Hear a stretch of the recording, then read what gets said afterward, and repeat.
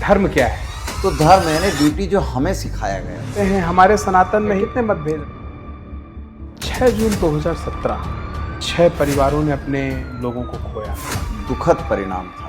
तो आप माफ कर पाएंगे उन पुलिस वालों को? वो घटना करवाने वाले षड्यंत्रकारियों के कारण। पर क्या इस पे भी ध्यान दिया कितनी कंपनियां बंद हो रही हैं? इसके पीछे कंप्लायंस कारण नहीं। मंदसौर के सांसद को उनकी परफॉर्मेंस को कैसे देखेंगे? ओम दिवाकराय विद्महे सहस्र किरणाय धीमहि तन्नो सूर्य प्रचोदयात्। ऐसी सूर्य की प्रतिभा को धारण किए हुए हमारे साथ आज की जो शख्सियत है उनका नाम है श्री सुधीर गुप्ता। सुधीर जी लोकसभा से सांसद हैं, मंदसौर से आते हैं, भारतीय जनता पार्टी में एक विशिष्ट छवि को रखते हैं, बड़ा नाम है और बड़ा कद भी है। आइए स्वागत करते हैं सुधीर गुप्ता साहब का और उनसे समझते हैं थोड़ा कानून के बारे में, थोड़ा देश के बारे में, थोड़ा धर्म के बारे में, थोड़ा बहुत राजनीति के बारे में। गुप्ता साहब स्वागत है आपका द लीजेंड्स में। नमस्कार।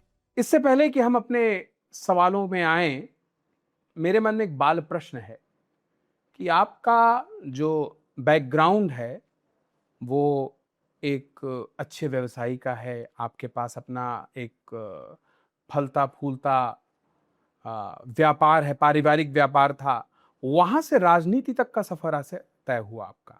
नहीं, वैसे मैं अगर देखूं तो राजनीति तो थोड़ा छोटा हो गया। हम परंपराओं से और समाज से जुड़े परिवार हैं।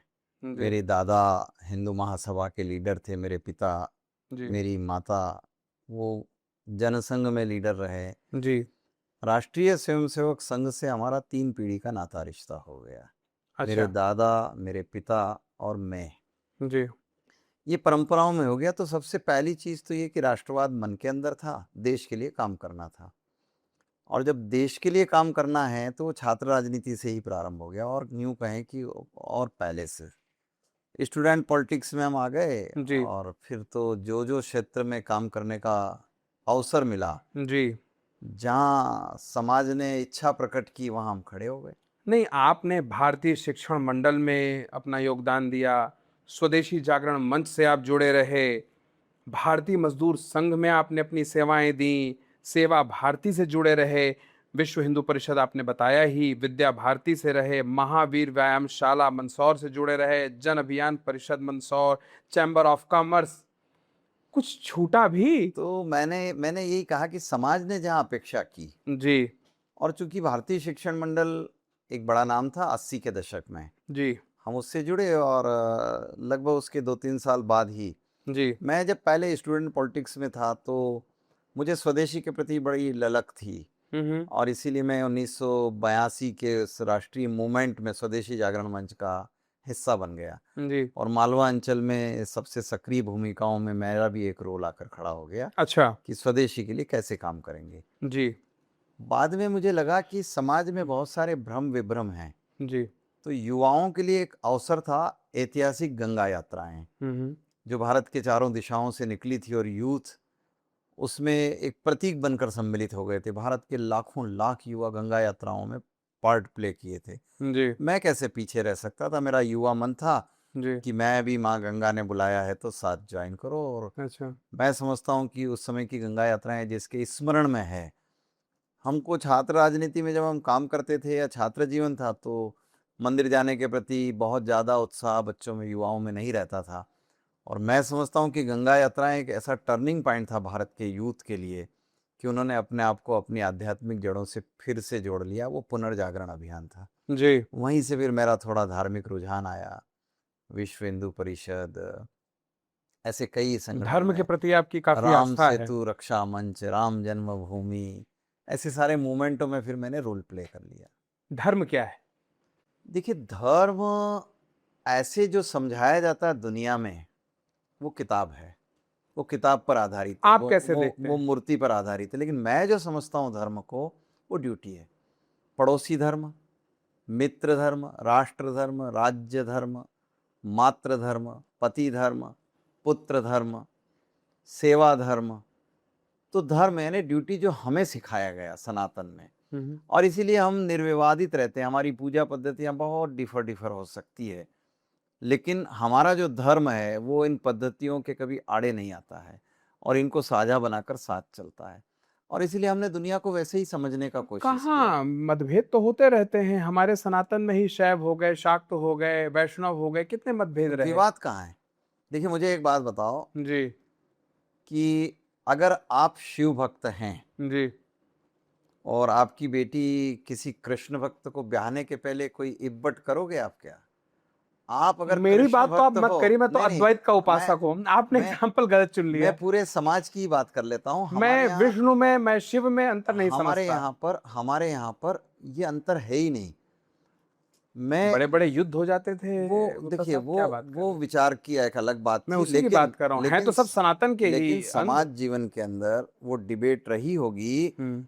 परंतु परिवारों के अंदर ये बहुत नीचे तक कभी नहीं गया। एक आर्य समाजी जो मूर्ति को नहीं मानते हैं, एक शिव भक्त के यहाँ अपनी बेटी ब्याह देते हैं, वो पूछते नहीं हैं। ये तो आप अभी की बात कर रहे हैं, दुनिया के अन्य शायद धर्म 100 200 300 साल से आप बता अनादि रहे हैं, इसके अनादि पहले तो चलता रहा। अनादि काल से यही है। अगर ऐसा नहीं तो शास्त्रार्थ में कितना मतभेद होता था।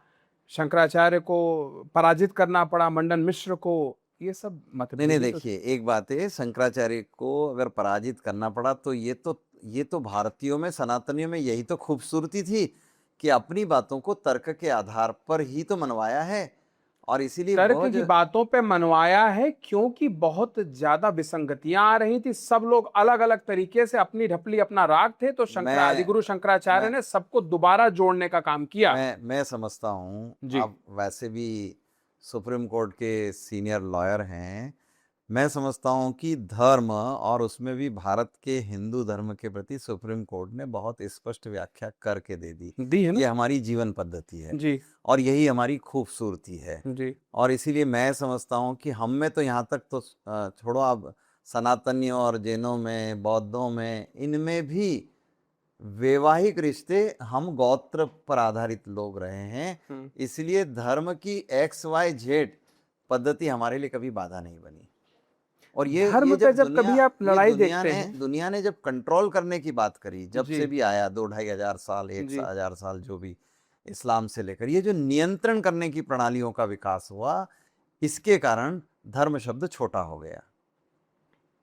कभी जब धर्म के आधार पे किसी का शोषण होते देखते हैं तो कष्ट होता है।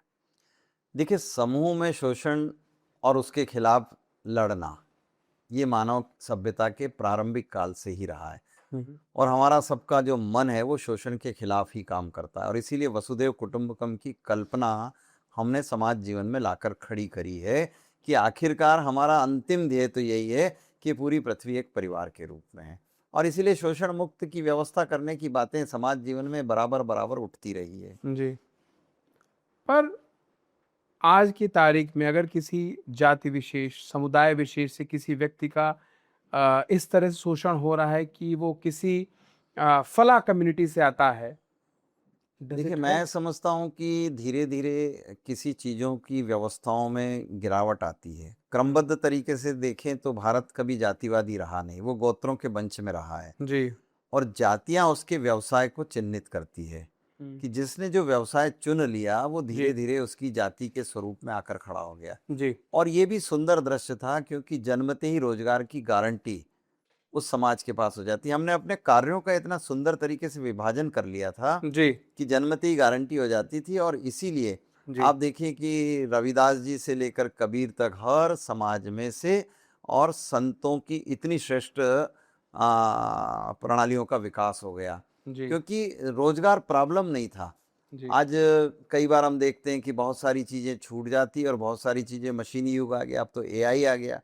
अब तो धीरे धीरे आप कौन सा क्या करोगे आपको समझ ही नहीं आएगा। और जातियों में रहने पर एक गारंटी जरूर होती थी कि वह जाति समाज का कुनबा जहाँ बस जाता था, एक पर्टिकुलर टाइप ऑफ वर्क के प्रति समर्पित रहता था। मान लो सुनार है तो इतना बढ़िया जेवर बनाता था कि दुनिया में भारत के जेवर का मसाला उत्पादन करने वाला, या जो भी निर्माण शैलियाँ थी। जी इसी कारण जाति में समरसता, ये भाव की आज आवश्यकता है। मैं समझता हूँ जाति भेद बहुत न्यूनतम लेवल पर कहीं होता है, उसे बना दिया जाता है। हमारी परंपराओं में जाति भेद प्रारंभिक काल में कभी रहा नहीं है।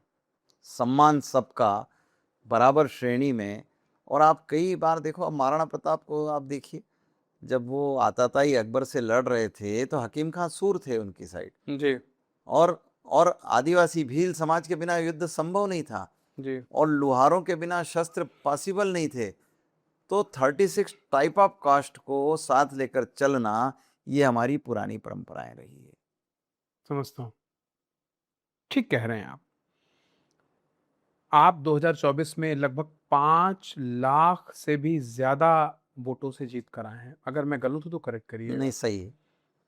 ये बढ़ता विश्वास, आपको डर नहीं लगता इस बात से, जिस तरह से लोग अपनी आशाएं आपके प्रति बढ़ाते जा रहे हैं, अगर फेल कर गए तो, नहीं नहीं, नहीं, सेटिस्फाई कर पाए तो? नहीं, नहीं, देखिए, ऐसा है कि कई चीजें ऐसी रहती है कि लोग बता नहीं पाते हैं। कई जी चीजें हैं ऐसा लोग पूछते हैं। जी जैसे उदाहरण के लिए कि क्या विकास किया, ये एक जी प्रश्न हो सकता है। लेकिन विकास को देखने के लिए दृष्टि कैसी चाहिए? जब बच्चे ने जन्म लिया और बच्चा बड़ा होगा तो आप पूछोगे किस दिन बड़ा हुआ, हम्म, लेकिन अंततोगत्वा वो बड़ा हुआ। जी और जब वो बड़ा हो गया तो आपको दिखेगा। मैं एक बात जानता हूँ कि मेरे यहाँ रेलवे के क्षेत्र में विकास हुआ था ब्रिटिश इंडिया के समय। जी वो सारी रेलें ब्रिटिश इंडिया की थी, या फिर मैं कहूँगा कि मोदी युग में दोहरीकरण, कितना अंडर ब्रिज, कितना ओवर ब्रिज, कितना इलेक्ट्रिफिकेशंस, कितने रेलवे स्टेशनों का पुनरुद्धार, अद्भुत चेंज है। तो हमारे यहाँ हेल्थ में जीरो पर खड़े थे हम साहब। जी और ट्रीटमेंट के लिए या तो उदयपुर जाना रहता है या अहमदाबाद जाना रहता है। लेकिन नरेंद्र मोदी जी की विशेष कृपा के आज मेरे संसदीय क्षेत्र में सरकारी 3 मेडिकल कॉलेज है, भव्य। जी एक कॉन्स्टिट्यूंसी में 3 मेडिकल कॉलेज दे देना, बन जाना, अब तो स्टूडेंट पढ़ रहे हैं उनमें, तो अद्भुत था। इरिगेशन हमारे यहाँ था नहीं, चंबल डैम बना था। ब्रिटिश इंडिया का डिज़ाइन किया हुआ चंबल डैम 1956 में कांग्रेस कहती है हमने बना दिया। जी जी लेकिन उसका डिज़ाइनिंग, प्लानिंग, इंजीनियरिंग वर्क, बजटीय संरचना सब कुछ बन चुका था वेरी 30 साल में। एक्सीलेंट। लेकिन उसके बाद उस पर कुछ नहीं हुआ। लेकिन आज मैं कह सकता हूँ 2030 वो साल होगा जब मेरे संसदीय क्षेत्र का एक भी गांव ऐसा नहीं होगा जो सरकार की बनाई संरचना से पानी अपने खेतों में नहीं ले जा पा रहा हो। हमने इलेक्ट्रिफिकेशन, इलेक्ट्रिक प्रोडक्शन, ये भारत का सबसे बड़ा हब है। सोलर एनर्जी पर, विंड पर, मैं समझता हूँ मेरा कॉन्स्टिट्यूंसी अद्भुत है। बड़े बड़े प्रोजेक्ट हैं साहब, 2-2 हज़ार मेगावाट तक के प्रोजेक्ट आ गए, 200, 100, और ये सब इन 12 सालों के अंदर। बताइए पूरा कितना क्रांति आपने है, काम किया। पूरा क्रांति है। एक बात बताइए गुप्ता साहब, आप इतने जागृत हैं, इतने सशक्त हैं, और हर दृष्टि से आप संपन्न हैं, कोर्ट्स वगैरह पे ध्यान आप क्यों नहीं देते? आप तो लॉ मेकर हैं। वहाँ की मंदसौर की जो जिला अदालतें हैं, वो किस तरह का संघर्ष कर रही हैं, उस पे आपकी नजर इनायत क्यों नहीं हो रही? देखिए, एक बात बड़ी साफ है, लॉ मेकिंग एक लंबी प्रक्रिया है। आप स्वयं चूंकि एक वकील हो तो आप जानते हो कि नियम बन गए, रूलिंग है, नोटिफिकेशन है, बहुत सारे उसके अंदर इफ बट आते हैं। बड़ी कंट्री है, 145-50 करोड़ लोग हैं, जी भिन्न भिन्न तरह से आते हैं। लेकिन आफ्टर मोदी युग मैं समझता हूँ कि 2200 ऐसे कानून जो निरर्थक थे समाप्त कर दिए। जी 30-40 हज़ार ऐसे रूल हटा दिए गए। ईज ऑफ डूइंग बिजनेस के मानकों पर बड़ी तेजी से काम हुआ। हम 141 की रैंक से उतरकर 61 पर आ गए। हमने अपने लोगों को फैसिलिटीज़ प्रोवाइड करने के लिए रोज़ कानून में बदल किया है। लेकिन कानून का बदल और उसको परिभाषित करना ये एक दिन का विषय नहीं है। लेकिन इन 12 सालों में जो चेंजेस हुआ है उसका सुखद परिणाम भी देश के सामने है। आज लंबित मुकदमे बहुत हैं, उसके कई कारण हैं, और इसीलिए हम लगातार लगातार प्रयास करते हैं कि सब्जेक्ट वाइज सारे बंटवारे हो जाएं, कि आपका ये सब्जेक्ट है तो कोई ट्रिब्यूनल बन जाएगा, कोई सुनवाई की बेंच। अधिकारों का ऐसा धीरे धीरे विकेंद्रीकरण हो रहा है कि ऊपर मेरा केस तो बड़ा कम आते गरीब जाएं। सा एक सवाल है, आपने लास्ट मंदसौर की जिला अदालतों का विजिट कब किया था?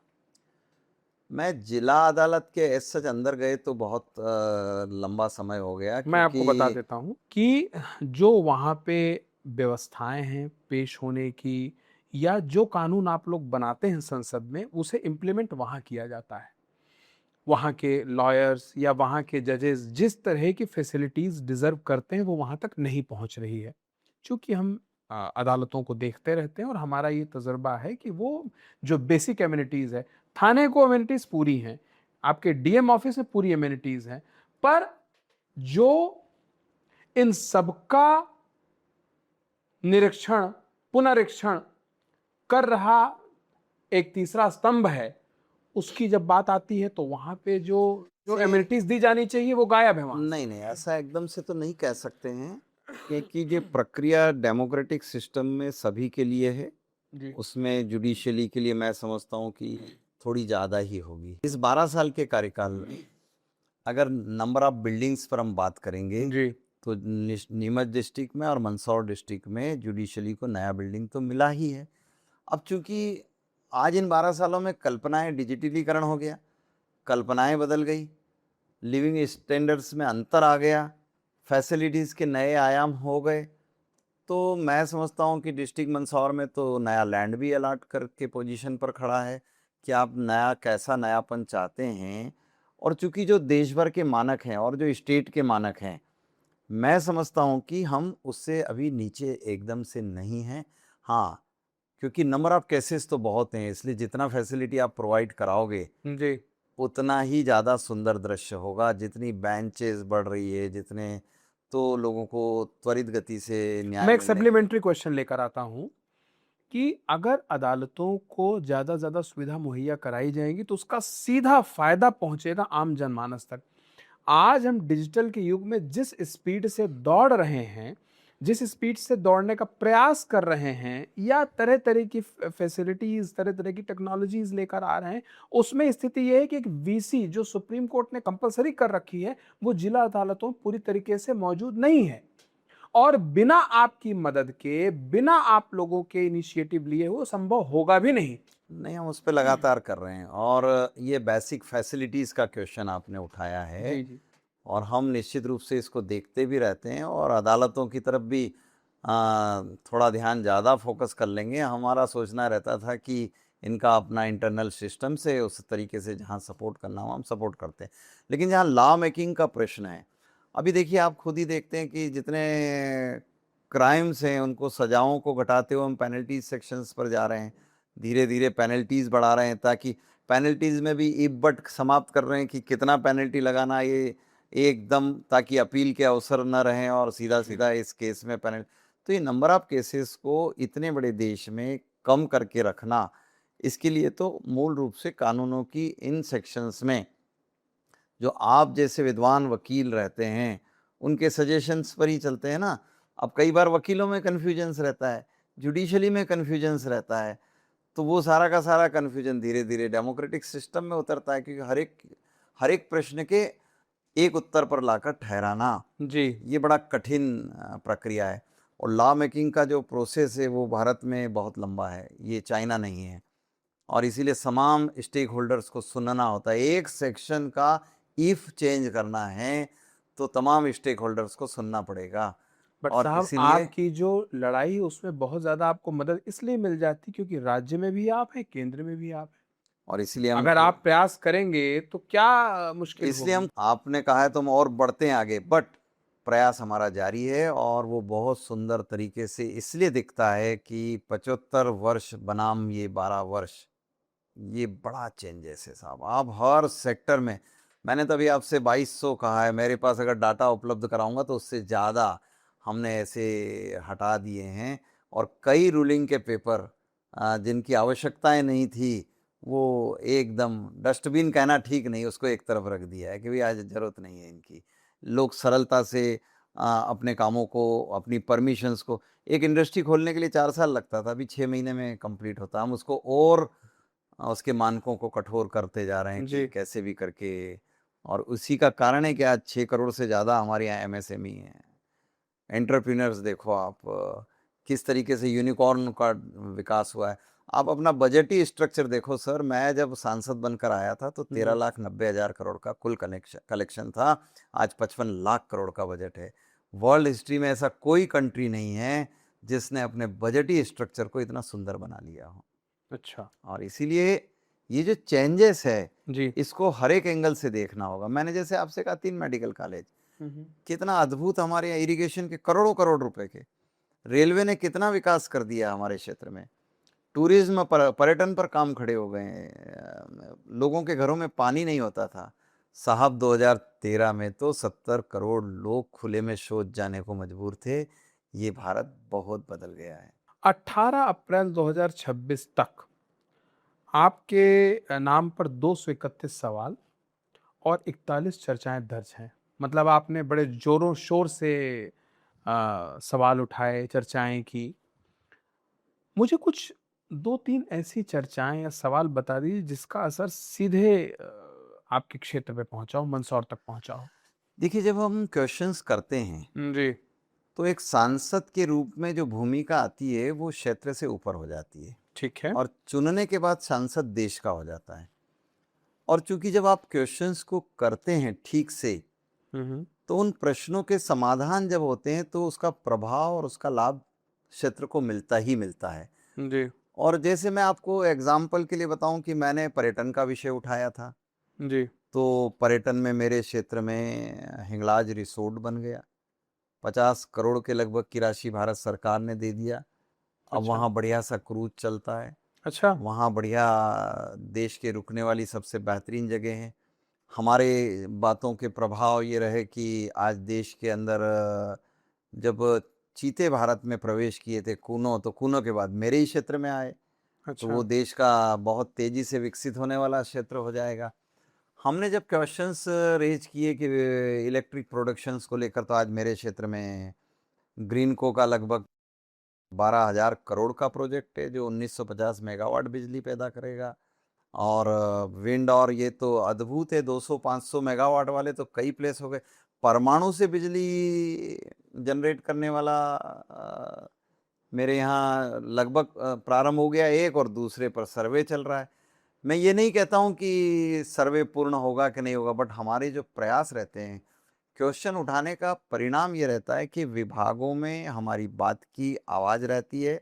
जी। एक सांसद के रूप में हम जब अपनी बात उठाते हैं और जब हमारे क्षेत्र के विकास का प्रश्न आता है तो वहाँ स्वीकृतियाँ मिलती रहती है बहुत तेज़ी से। हमारे यहाँ पीएम श्री स्कूल है, और हमारे क्षेत्रों में अटल टिंकरिंग लैब कई बड़ी मात्रा में है।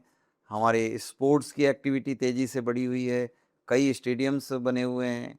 और इसीलिए ये जो खेलो इंडिया का वहाँ प्रेजेंटेशन है हमारे क्षेत्र में, तो क्षेत्र के विकास में इन सब चीज़ों का अंततोगत्वा फायदा तो आता ही है। जी। और जब क्वेश्चन वहाँ उठाए जाते हैं तो स्टेट भी ध्यान में रखता है कि बजटीय संरचना में मेरा क्षेत्र छूट न जाए, उन्हें ध्यान में रहता है, और इसीलिए क्षेत्र का विकास प्रायोरिटी पर आ जाता है। ठीक बात है। 6 जून 2017, ये तारीख कुछ सुनी सुनी सी लगती है। नहीं, वो तो पर्टिकुलर बताना पड़ेगा आपको जी। कि क्या। गोलीबारी से जुड़ी एक घटना थी जिसमें 6 परिवारों ने अपने लोगों को खोया था। कुछ याद आता है इस नहीं, बारे देखिए एक बात है, ये एक ऐसा भ्रम करने वाला मोमेंट खड़ा किया गया था में? जी। किसान आंदोलन के नाम पर। मैं समझता हूँ आप उसी का जिक्र कर रहे हो। जी। और चूंकि जो भ्रम खड़ा किया, और उसमें अपोजिशन के लीडर और तथाकथित किसान संगठन, इन सब ने आकर और किसानों के मन के अंदर जो भ्रम पैदा किया था, उसका यह दुखद परिणाम था। हमने अपनों में से अपने लोगों को खोया था। जी।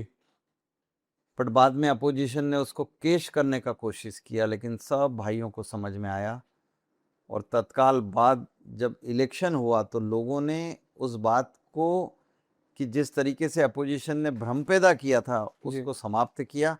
और उस क्षेत्र की 8 विधानसभाओं में से 8 विधानसभा भारतीय जनता पार्टी पहले से ज़्यादा बहुमत से जीत कर आई।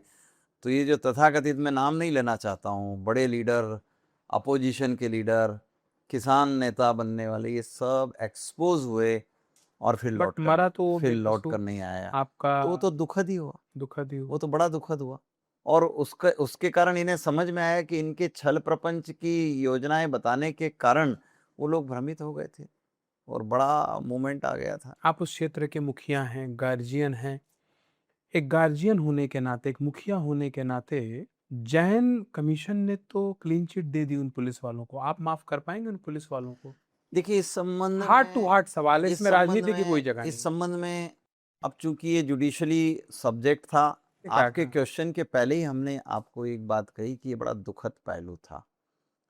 और चूंकि कौन किसको माफ करेगा और नहीं करेगा, जब भारत में व्यवस्थाएं न्याय क्षेत्र में चली जाती है तो हम सब न्यायालय की उन प्रक्रियाओं पर ही खड़े रहते हैं, और इसीलिए किसको क्या कहना ये अब मुद्दा न्यायालय का रहता है। लेकिन मैं एक बात बता दूं कि हम सब दुखी थे उससे। वो घटना होना, वो घटना करवाने वाले षड्यंत्रकारियों के कारण हमारे बेगुनाह लोग हमारे बीच में से। आपको अगर एक निर्द्वंद स्वतंत्र मत प्रकट करना हो तो आप इसे कैसे देखते हैं? मैं एक ही बात कहूंगा कि लोकतंत्र में पोजीशन और अपोजिशन दोनों का धर्म रहता है कि अपने मुद्दों को समाधान की तरफ ले जाने के लिए बेगुनाह लोगों का उपयोग न करें। जी। अपनी बातों को कहने के जो तरीके हैं जी। उन तरीकों पर उन्हें चलना चाहिए, और इसीलिए कई बार ऐसी घटनाएं घटित होती है जिसमें हमें ये तय करना पड़ता है कि कौन दोषी। आपका कद इस सब चीजों से काफी ऊपर है। 5 लाख के अंतर से आप जीत कराते हैं। आप कोई वो 1000, 2000, 25,000, 50,000 वाले अंतर वाले नेता नहीं। 5 लाख लोगों का विश्वास एक झटके में बढ़ रहा है आपके ऊपर।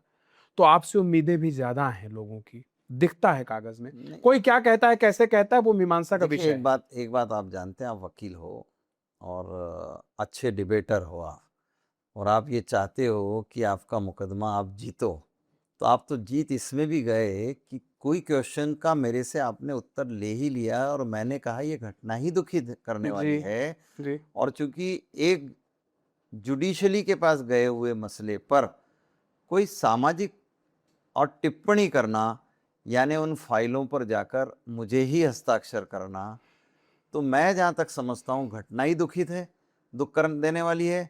चाहे जिसने भी किया हो वो ठीक नहीं है, जी। चाहे वो अपोजिशन का रोल हो, चाहे वो पुलिस का रोल हो, तो हमने कभी सराहना किया ही नहीं है। और इसीलिए न्यायालय किसको दोषी देता है, किसको दोषी करार देता है, वो विषय न्यायालय के संज्ञानों में रहते हैं। हम तो समाज जीवन में एक बात जानते हैं कि घटना बहुत दुखित करने वाली थी और हर एक की आंखों में आंसू थे। उन 6 परिवारों को नौकरियों का वादा भी था, उसमें कोई डेवलपमेंट नहीं, नहीं। देखिए जहाँ तक संबंध था, जिन चीज़ों का जी। प्रॉमिस किया गया था, जी। जितना कंपेंसेशन की बात थी, उसमें मैं भी चर्चा के अंदर सम्मिलित था। कंपेंसेशन की बात, वो कंपेंसेशन पूरा उन लोगों तक पहुंचा था। पहुंच गया था। मैं तो और उन परिवारों के बीच में जो संदेश थे, जो राशि की बात समाज ने उठाई थी, जी। उसकी पूर्ति हो गई थी। तो आपके रिकॉर्ड्स में ये भी आता है कि आपका तजर्बा रहा है लॉ मेकिंग में, इन टर्म्स ऑफ पॉलिसी वगैरह की फ्रेमिंग में। जो स्थिति इस समय कॉरपोरेट्स वगैरह में चल रही है, आपको ऐसा नहीं लगता है कि ये जो जो कॉरपोरेट्स कोलैप्स कर रहे हैं ड्यू टू फ्यू इंस्ट्रिंजेंट लॉज, उसमें दोबारा उसको रिविजिट करने की आवश्यकताएं हैं?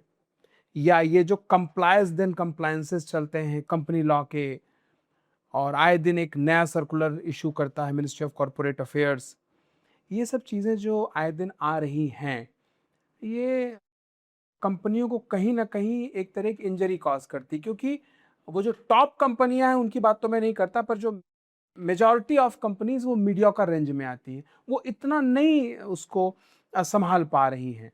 उसको लेके आपने कभी विचार किया है? आप व्यवसायी रहे हैं नहीं, इसलिए मैं आपसे मैं सवाल एक पूछ बात सकता जानता हूँ कि जो मुद्दे जब देश के सामने खड़े हुए व्यापार को लेकर, हूँ। जी। तो मैंने आपको ईज ऑफ डूइंग बिजनेस का जिक्र किया था।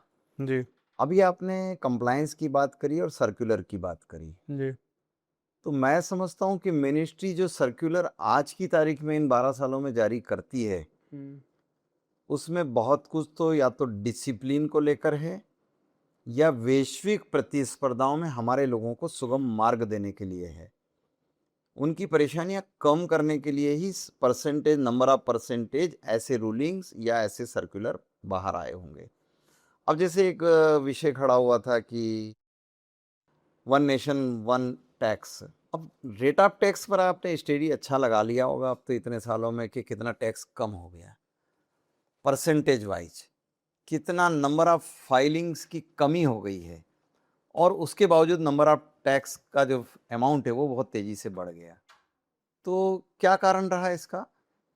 लोग सुविधाजनक तरीके से जीएसटी पे कर रहे हैं, प्रसन्न हैं, और उनमें अगर उनको संशोधनों की आवश्यकता रहती तो वो कहते हैं, और जीएसटी काउंसिल उन पर बहुत ओपन माइंड सुनवाई करता। जी आज जो नंबर ऑफ टैक्सेस का परसेंटेज अगर आप एक चार्ट कंपेयर करेंगे तो मैं समझता हूँ एक व्यापारी के रूप में कि 2014 के करों की दर, या जो 2014 में हम भिन्न भिन्न टाइप के कर देने के लिए भिन्न भिन्न फाइलिंग करते थे, वकीलों के माध्यम से अलग अलग विभागों में जाते थे, आज वो जरूरत ही नहीं है। व्यापारी स्मूथ तरीके से काम कर रहा है, कंपनियों के निर्माण में, कंपनियों के बनाने में, अनुमतियों में। अब उतना परेशानी तो नहीं है। जहाँ पहले जॉइंट फैमिली को घर के 2 लोग तो इन्हीं कामों में लगे रहते थे, आज मैं समझता हूँ कि सिंगल विंडो एकदम तो नहीं हुआ, लेकिन बहुत तेजी से दुनिया के कॉम्पिटिटिव बाजारों में भारत खड़ा हो गया है। जी। आपके हिसाब से जो लेयर ऑफ कंप्लायंसेस हैं, आप उससे सैटिस्फाइड हैं? आप एक बिज़नेस फैमिली से आते हैं, आपको नहीं लगता है कि एक व्यापारी के लिए इतने सारे कंप्लायंसेस को मेंटेन करना, कंपनी सेक्रेटरी को भी इतने सारे एंगेजमेंट्स देना, उसके बाद चार्टर्ड अकाउंटेंट्स के लिए ठीक है, टैक्सेशन को लेके एक इश्यू हो सकता है, बट जो आए दिन नए रेगुलेशंस हैं, वो फिर भी बहुत देखिए, ज़्यादा हम प्लीज़िंग नहीं है। कोई अकेला कंट्री हुँ, इस पर काम नहीं कर सकती है। अब अगर आप देखें कि चार्टर्ड अकाउंटेंट का रोल, कंपनी सेक्रेटरी का रोल, जी, कास्ट अकाउंटेंट का रोल, तो इनके सबके अपने अपने तरीके हैं, और इसलिए लॉ की भूमिका आती है कि आज मान लो कोई इंडस्ट्री आया है, हुँ, हुँ। तो अकेला उद्योगपति नहीं है, उसके पीछे इन्वेस्टर्स हैं, शेयर होल्डर्स हैं, उनकी चिंता कौन करेगा? और इसीलिए जब ये चीज़ें रूल्स बनती है और फिर दुनिया के कॉम्पिटिटिव बाजार में से लोग आते हैं। आज भारत में गिफ्ट सिटी है, जी, फैसिलिटी, ये कल्पना तो कभी पहले नहीं हुआ था ना। जी, जी। आज इसीलिए भारत के अंदर आप देखिए कि चाहे डिफेंस सेक्टर हो, सेमीकंडक्टर हो, या क्लॉथ सेक्टर हो, जी। ऑटोमोबाइल सेक्टर हो, मोबाइल सेक्टर हो, आप उसके नंबर्स उठाकर देखो कि भारत में 1000 करोड़ का मोबाइल नहीं बनता था साहब, आज लाखों करोड़ के मोबाइल बनते हैं, हम वर्ल्ड लीडर हैं। ये कंप्लायंस की इतनी प्रॉब्लम होती तो लोग नहीं आते। गुप्ता साहब, इसमें एक छोटी-सी दुर्विसंधि है जो मैं आपको बताता हूँ। एक अगर हम रिकॉर्ड देखें तो भारत का जो टॉप 10% है उसमें वो लोग आते हैं जो 50,000 से ऊपर की इनकी मासिक इनकम है। उसके नीचे बाकी लोग आते हैं। यानी टॉप 10 में अगर हम देखा जाए तो वो लोग हैं जो 50,000 महीना कमाते हैं, वो भारत की टॉप 10 जेंट्री है। अगर ये गलत है तो आप करेक्ट कर दें। अब जो आपने मुझे एग्ज़ाम्पल दिए, ये तो जो काफ़ी जो क्रीमी लेयर की कंपनीज़ आप उनकी बात कर रहे हैं। एक तरफ तो साहब आप कहते हैं कि नौकरियाँ इतनी नहीं हो सकती हैं, तो आप लोग बिज़नेस करो। अब एक लड़का थोड़ा पैसे लेकर आके उसने बिज़नेस शुरू कर दिया। अब वो साल में मान लेते हैं वो 2 लाख 4 लाख रुपए कमा रहा है, 30,000 40,000 तो वो फीस भर रहा है कंपनी सेक्रेटरी के कंप्लायंसेस के नाम पे। तो क्या तो वो खुद कमाए और क्या तो कंप्लायंसेस के नाम पे दे। मैं इस विषय पे आपका ध्यान आकर्षित करना चाह रहा हूँ, जो मेजॉरिटी ऑफ द नहीं, नहीं, देश कंपनीज़ हैं। का ध्यान है, छोटी कंपनियों को बहुत सारी रिलीफ लगातार दे रहे हैं। देश का आगे भी ध्यान है कि जो स्मॉल कंपनियां, उसकी डेफिनेशन एमएसएमई सेक्टर ने चेंज कर दिया है, आपकी जानकारी के लिए मैं बता एमएसएमई दूं। कर दिया बट लेकिन कंप्लायंसेस अभी भी वो हैं नहीं, प्राइवेट नहीं, लिमिटेड कंपनी के, नहीं, तो नहीं, लॉस तो वही देखिए, रहेंगे। नहीं, नहीं, नहीं, वो रहेंगे। हाँ। लेकिन अपराधों से मुक्त सिविल पेनल्टीज की, हमने जन विश्वास बिल 2023 आपने देखा होगा, पढ़ा हाँ, हाँ, होगा, बिल्कुल पढ़ा है मैंने। तो उसमें कितने अपराधों को सिविल पेनल्टी की तरफ डाइवर्ट कर दिया है साहब। ये तो प्रोसिक्यूशन की बात हो गई। हाँ, मैं एक जनरल बात कर रहा हूँ कि जो बंदा अपनी एक कंपनी चलाता है डिजिटल की या अपनी वीडियोग्राफी की या अपना कोरियर की 5,000 रुपए के आसपास वो भरेगा, आपका केवाईसी के नाम पे देखिए भरेगा, एक फिर बात, वो भरेगा नहीं साहब नहीं, डीएससी के एक नाम पे। जस्ट जस्ट मैं आपको रोक रहा हूँ। अगर ये नहीं किया तो डिसिप्लिन कहाँ रहेगा?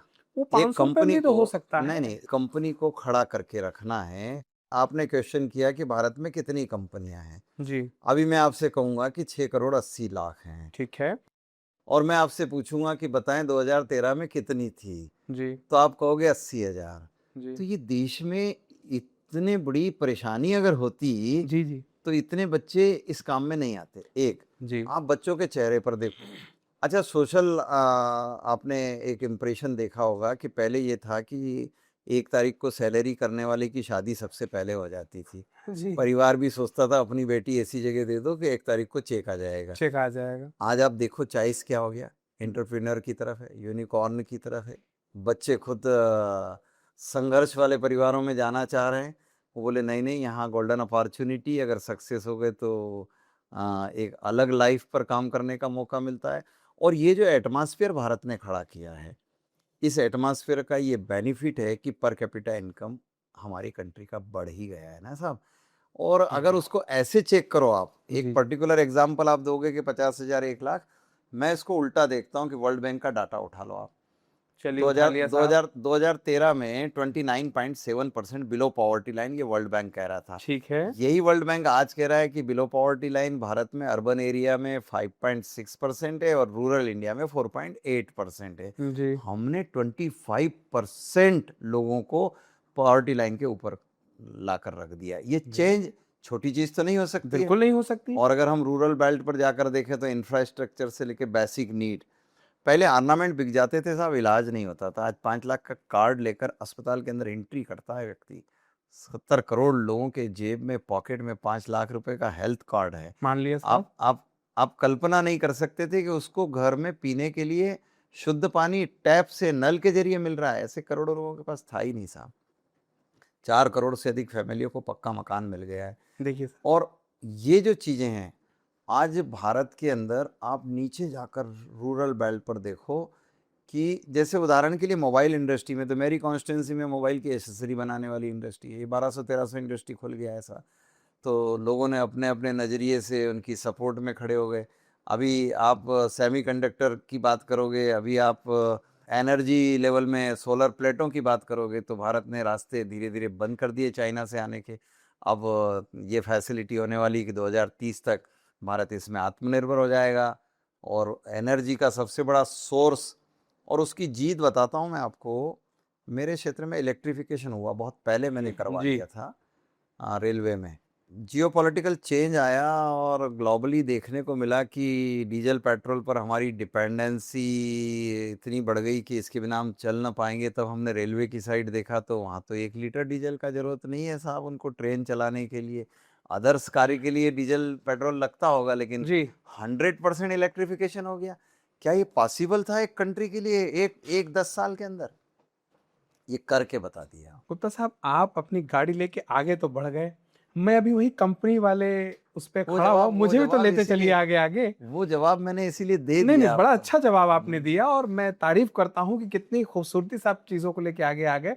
पर मैं वहीं खड़ा हुआ हूँ कि कंपनियों का आंकड़ा तो आपने गिनाया, पर क्या इस पे भी ध्यान दिया कितनी कंपनियां बंद हो रही हैं, कितनी देखिए, कंपनियां दो फेल हो रही चीजें हैं? मैं एक बिजनेस को समझता हूँ, इसलिए मैं जानता हूँ कि एक कॉम्पिटिटिव बाजार है दुनिया में जो अपने आप को बहुत तेजी से अपडेट कर रहा है। मान लिया। जब मैनचेस्टर में इंडस्ट्रियल रिवॉल्यूशन हुआ था, औद्योगिक क्रांतियां, हम्म। तब एकमात्र दुनिया का देश भारत था जहां मैनुअल प्रोडक्शन होते थे। हम उससे अपने आप को मैच नहीं कर पाए थे, कारण क्योंकि हमारे पास हमारी सोच वाली सरकारें नहीं थी। ब्रिटिश जी। इंडिया हम पर नियंत्रण जी। करता था, मुगलिया सिस्टम हम पर राज्य करता था।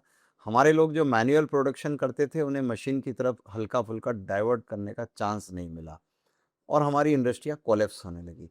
आज भी दुनिया के बाजारों में प्रोडक्शन की लड़ाई कास्ट से है और कास्ट कंपटीशन से। आप जब कुछ खरीदने जाओगे तो आप ये नहीं देखने वाले हो कि आपके पड़ोसी भाई ने बनाया है, आप देखोगे सस्ता कहाँ मिल रहा है। सस्ता कहाँ मिल रहा है। और जब ये लड़ाई होती है प्रोडक्शन की हम्म। और बदलते युग में, तब हमें अपने को अपडेट करने की जरूरत रहती है। उसमें कुछ भाई निश्चित परेशानी के उसमें आकर गिरते हैं, क्योंकि वो कॉम्पिटिटिव बाज़ारों का फुल स्टडी नहीं कर पाते हैं।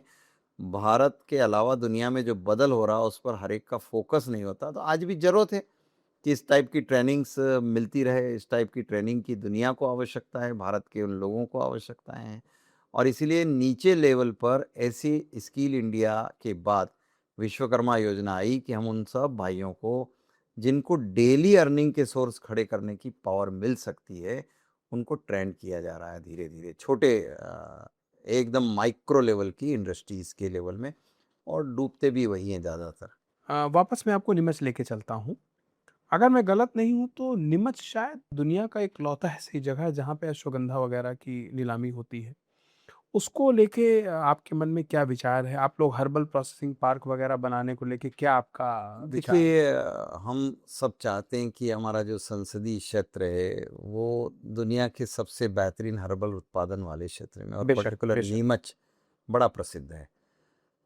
राज्य सरकार की भी यही मंशा है, जी, जी। और भारत सरकार को भी फ़ोकस है। हमने जब स्पाइस बोर्ड में, मैं बहुत पुरानी बात बता रहा हूँ, मिस्टर तिलक आईएएस हुआ करते थे, अच्छा। तब स्पाइस बोर्ड को हमने इस तरफ फ़ोकस किया था कि वो इन चीज़ों पर अपना ध्यान डाइवर्ट करे। और धीरे-धीरे, चूँकि आज तेज़ी से बढ़ता हुआ ट्रेड है, हुँ, हुँ। हमें आवश्यकता है कि बड़े ट्रेड हाउस जो औषधि से रिलेटेड है, वो हमारी कॉन्स्टिट्यूएंसी में आकर खड़े हों। और इस पर धीरे फ़ोकस करने की ज़रूरत है, सबका ध्यान भी है, और राज्य सरकार का भी ध्यान है इस पर, जी। और ये तेज़ी से हमारे क्षेत्र में डेवलप होगा। नीमच रतलाम रेल की दोहरीकरण का जो प्रस्ताव था वो 2021 में शायद मंज़ूर हुआ था। मैं गलत तो नहीं हूँ? जी, जी। उसमें अब तक कहाँ पहुँचे हम लोग? कंप्लीट हो गया। किसी भी दिन पूरे पावर में आ जाएगा, वो तो बिल्कुल एकदम रेडी है। रेडी टू 1-2 मूव महीने में, है। हाँ, एकदम बहुत छोटा काम रह गया होगा उसमें, कहीं बाकी कंप्लीट है। कब तक हम लोग इसकी उम्मीद कर देखिए, सकते हैं? कहीं स्टेशनों पे काम बाकी हैं, जी। कहीं छोटे-छोटे काम बाकी हैं, तो मैं समझता हूँ कि कोई बहुत ज़्यादा समय इसमें बचा नहीं है। नीमच जिस से चित्तौड़ हमारा पहले से रेडी हो गया। वो सब इसी कार्यकाल की बात है। बहुत अच्छा, बड़े मन से आप इस चीज़ों को लेके आगे बढ़ रहे हैं। मंदसौर में आपने मेडिकल कॉलेज वगैरह खुलवाए।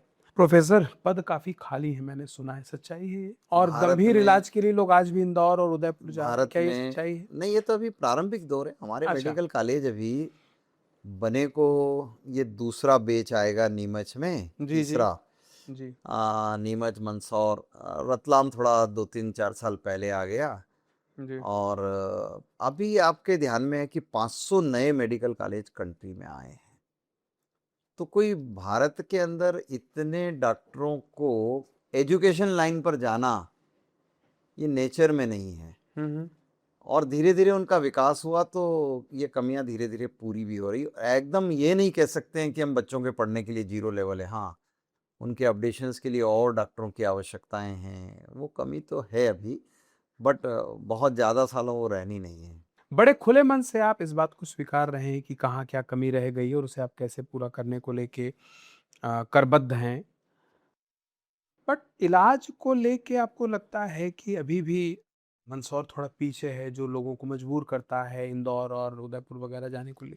अभी हमने डॉक्टर बनने बनाने की प्रक्रिया आगे बढ़ी है। जी। बेसिक ट्रीटमेंट की बात आगे बढ़ी है। हम भी चाहते हैं कि धीरे-धीरे जब हुँ। स्पेशलाइज़ेशंस की तरफ आगे बढ़ेंगे, तो हमारी डिमांड ये लगी रही सीएम से भी, सबसे हमें आग्रह रहता है कि टाइप ऑफ ट्रीटमेंट में मेरे यहाँ जो मेडिकल कॉलेज हैं, अगर वो 100, सवा 100, 150 किलोमीटर के अंदर 3 हैं, आस-पास के राज्य में भी पास-पास ही कॉलेज हैं, तो हर एक कॉलेज को एक स्पेशल डिसीज़ नियंत्रित करने का केंद्र बना दिया जाए। बहुत सारे काम बढ़ाने के बजाय उस पर स्टेट फ़ोकस भी कर रहा है कि कहीं हार्ट का, कहीं कैंसर का, कहीं किडनी से रिलेटेड। तो ये लोगों को जो भागना पड़ता है बहुत ज़्यादा, हुँ, हुँ। वो बहुत ज़्यादा दूर नहीं भागना पड़ेगा, और 100 से 150 किलोमीटर के अंदर-अंदर उन्हें ये मिल सकता है। ये हमारा सजेशन है अभी।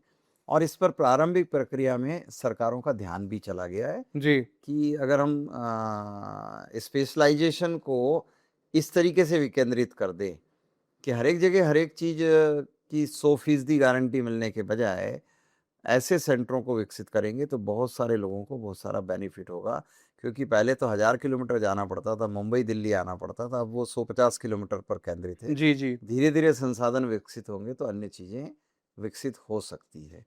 जब आप मंदसौर को एज़ ड्रीम देखते हैं, आपका तो ड्रीम ही होगा मंदसौर, तो आपको क्या-क्या कमियाँ नज़र आती हैं जो अभी और पूरी करनी है और जिसमें देरी हो रही है?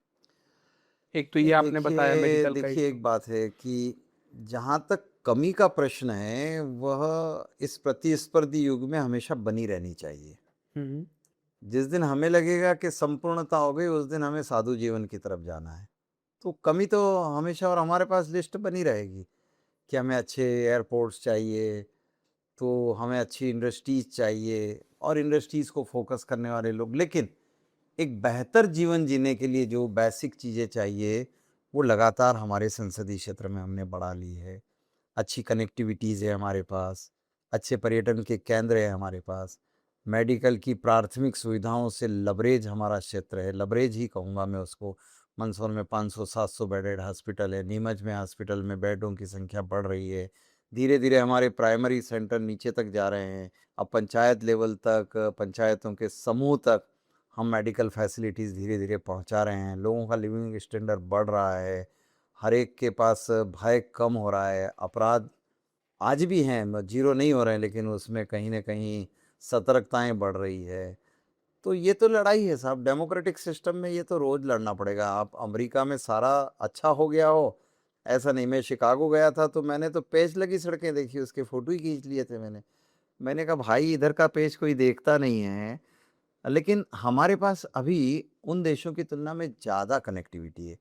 वहाँ गाँव में एक सड़क होती है, हमारे यहाँ गाँव में अब 8-8 सड़क हो गई, हर गाँव से गाँव जुड़ जाते हैं। वहाँ मुख्य सड़क से ही गाँव जोड़े जाते हैं। तो मैं समझता हूँ कि हम ज़्यादा खूबसूरती से काम कर पा रहे हैं। ट्री प्लांटेशन पर हमारा फ़ोकस है कि अब वो ट्री प्लांटेशन फलदार आ जाएँ वापस। अमित शाह जी ने तो देश से अपील किया है, मोदी साहब ने देश से अपील किया है कि ट्री प्लांटेशन को वापस फ़ोकस करो, जी। ताकि एनीमिक इंडिया जो है कुपोषण का शिकार न रहे और खाने-पीने को बढ़िया-सा मिलता रहे। तो धीरे-धीरे ये कमियाँ हैं। एक स्वस्थ और मस्त जीवन के लिए रोज़ करना पड़ेगा काम साहब। रोज़ करना और पड़ेगा। इसीलिए मैं समझता हूँ कि मैं कमियों को देखकर अपनी डायरी में लिखता हूँ कि कहाँ क्या किया जा सकता है। मेरे यहाँ अभी सेंट्रल स्कूल्स अच्छे हो गए, सांदीपनि स्कूल्स बहुत अच्छे लेवल के हो गए, पीएम जी। श्री स्कूल्स बहुत अच्छे लेवल के हो गए। जी, जी। तो अभी तो और लाना है, तो इस लड़ाई को तो हम छोड़ने वाले नहीं हैं। उस डायरी की कॉपी पैरा हमें भिजवा दीजिएगा। पैरा हमारे यहाँ 22 हवाई जहाज खड़े हैं नीमच में, बच्चे ट्रेनिंग लेके उड़ा रहे हैं। एक छोटी-सी कॉन्स्टिट्यूंसी, रूरल कॉन्स्टिट्यूंसी में ये आनंद है। हमारे यहाँ मेरे शहर में पैराग्लाइडर्स बच्चे उड़ाते हैं। तो ये जो चीज़ें हैं, ये कहीं रुक गई है तो और हम करेंगे कि अभी पैराग्लाइडर उड़ना बंद हो गया तो हम उसको पीछे लगकर वापस उसको कहेंगे कि भाई इसको चालू करिए। तो ये चीज़ें कमी की तरफ ध्यान लगाना आवर ड्यूटी, ये हमारी ड्यूटी है और हम रोज़ लगे रहेंगे इसमें। आज का अंतिम प्रश्न हृदय से है और इसका उत्तर भी मैं हृदय से चाहता हूँ। आप अपने व्यक्तिगत रूप में मंदसौर के सांसद को किस तरह से रेट करेंगे? उनकी परफॉर्मेंस को कैसे देखेंगे? अब देखिए, परफॉर्मेंस का ग्रेडिंग करना ये मेरे लिए ठीक नहीं कि मैं अपनी ग्रेडिंग करूं। लेकिन मैं इतना ज़रूर जानता हूं कि मेरी इच्छाएं रहती कि मैं अधिकतम लोगों का मित्र बनूं और उनके मन के भाव, उनके सजेशन लेकर मैं मैक्सिमम पूरा कैसे कर दूं, मैं इस पर लगा रहता हूं। और इसीलिए मैं अधिकतम लोगों का मित्र हो जाता हूं। और विरोध तो बना रहता है, ये मेरे को ऊर्जा प्रदान करता है। जी। मैं विरोध को दुश्मनी में कभी नहीं ले जाता हूं। जो कोई क्वेश्चन मेरे से लिए उठाता है, लिखता लिखाता है, कहता है, मुझे अच्छा लगता है कि चलो एक कमी मेरे ध्यान में आई है, अगली बार उसकी पूर्ति करने की कोशिश करेंगे। और वही कारण है कि जनता मुझे स्नेह देती है और मैं तीनों बार लगातार देश के उन सांसदों में सम्मिलित हो गया जो अपनी और लीड को बढ़ा पा रहे हैं। ऑलराइट। और इसके साथ ही हम आपका धन्यवाद करते हैं हमें ज्वाइन करने के लिए। आपके साथ बहुत-बहुत धन्यवाद। May it please my lords, in association with Voice of Hindustan, presents The Legends, an initiative by Hindustan Asset Reconciliation and Securitization Limited, powered by Vedic Legal and Company.